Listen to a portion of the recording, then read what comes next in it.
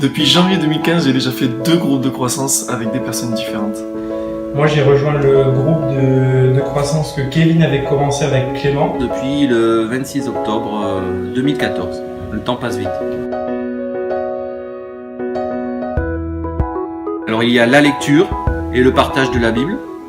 Cette semaine, on lit Job depuis plusieurs semaines. On a besoin d'être renouvelé par la lecture de la Bible. Je suis quasiment tous les jours à 4 ou 5 chapitres par jour. On a décidé de lire un chapitre par jour. 25 et 30 chapitres par semaine.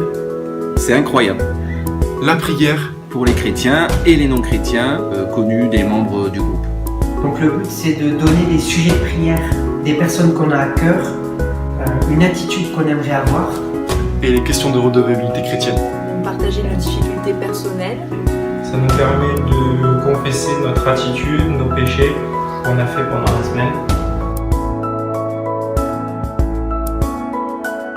En fait, je n'aime pas lire et j'ai entretenu cette difficulté pendant des années. Et donc ça a été le moyen de lire la Bible et de s'encourager dans la lecture de ces versets. Donc un encouragement, c'est de lire la Bible régulièrement, et ce qui m'a donné le désir de la lire aussi. Groupe de croissance, c'est vraiment génial si tu veux progresser dans la sainteté. À chaque fois que j'étais découragé, mon binôme a su m'encourager. Quand j'ai commencé le groupe de croissance, je préparais des concours. Et ça m'a aidé à organiser mon temps en mettant les bonnes priorités. Grâce à Dieu, j'ai eu ce concours. Mon conseil pour vous, c'est de commencer des groupes de 2 à 3 maximum de personnes pour favoriser les échanges personnels, mais aussi pour l'organisation du groupe. Il n'y a pas de préparation spéciale, il faut juste lire sa Bible chaque jour et ensuite partager nos découvertes chaque semaine. Il n'y a pas de règle pour un groupe de croissance. Ce qu'il faut, c'est s'adapter aux besoins et à la maturité spirituelle de chacun. Donc voilà, ce qu'il faut, c'est être honnête et régulier. Essayer de trouver un partenaire de groupe de croissance aussi sympa que Kevin.